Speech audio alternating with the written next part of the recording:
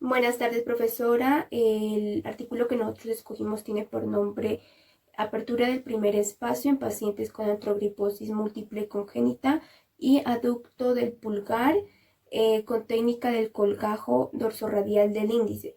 Los autores de este artículo son Rodríguez Ramos, Capdevila Leonori y Lualar Hernández. La artrogriposis múltiple es un síndrome progresivo, lo cual se caracteriza por la deformidad de las articulaciones y la rigidez, y en algunas ocasiones también va acompañado por atrofia muscular. Esta deformidad va acompañada por un estrechamiento y una contractura a nivel del primer espacio, y también va a presentar deformidad en la piel. Esta debe corregirse de forma separada, así para dar paso a la liberación de la contractura de flexión y aducción, y pues obtener el espacio interdigital como debe ser.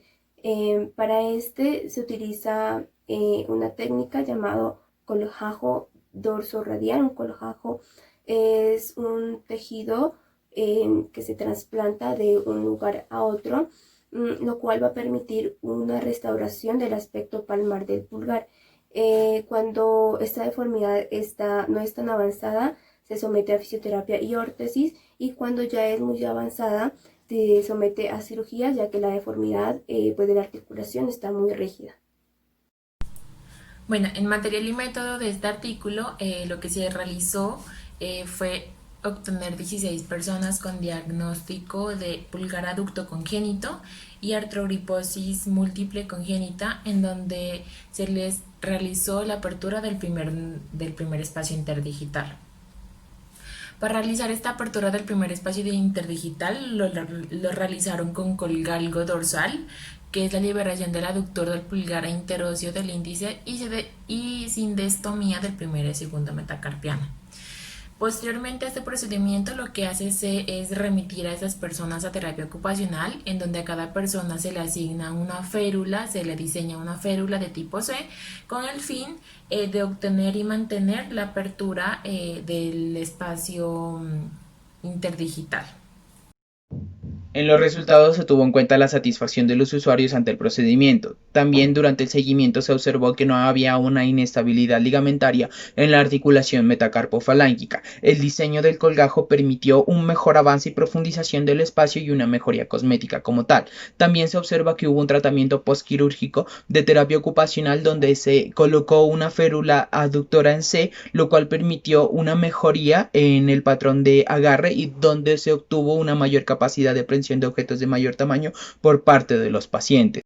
La relación que encontramos en el estudio de caso y en el artículo es que hay una similitud en las características del cliente, puesto que hay una persistencia del pulgar en flexión y en aducción debido a la deficiencia del extensor largo del pulgar. También es usualmente acompañado por una contractura y un estrechamiento del primer espacio. El pulgar aducto congénito se caracteriza por encontrar el pulgar aducto y en flexión por debajo del resto de los demás dedos. También por un aumento en la función del aductor del pulgar, los músculos tenares y la falta de piel en la cala palmar. Dentro de esto pues tenemos a la férula en C, que tiene como propósito principal objetivo liberar la contractura y abrir el primer espacio interdigital para aumentar de forma suave el tejido y aumentar la mayor funcionabilidad de la mano como tal.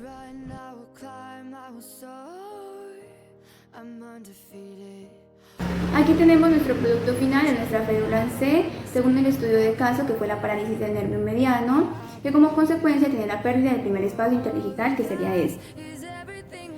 Para la realización de la férula tenemos unos puntos de referencia, el cual es la segunda metacarpofalángica, que sería el primer espacio interdigital, la quinta metacarpofalángica y la última base de las metacarpianas.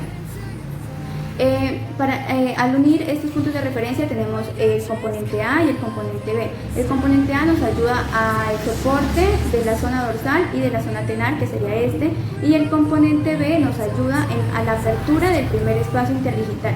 Hay que tener en cuenta que para hacer el componente B en el primer dedo tenemos que dejar libre la interfalángica distal, para que así él pueda realizar el movimiento de flexión y así obtener funcionalidad. Y asimismo en el segundo dedo tenemos que llegar hasta la interfalángica proximal, para que así él pueda hacer movimientos de funcionalidad, o sea, hacer pinzas.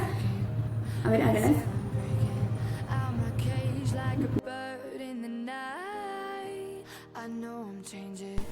Bueno, este es el resultado de nuestra férula tipo C. Esta férula es encaminada a personas como en el caso que miramos, de una persona que tiene una afectación en el nervio mediano, una parálisis en el nervio mediano.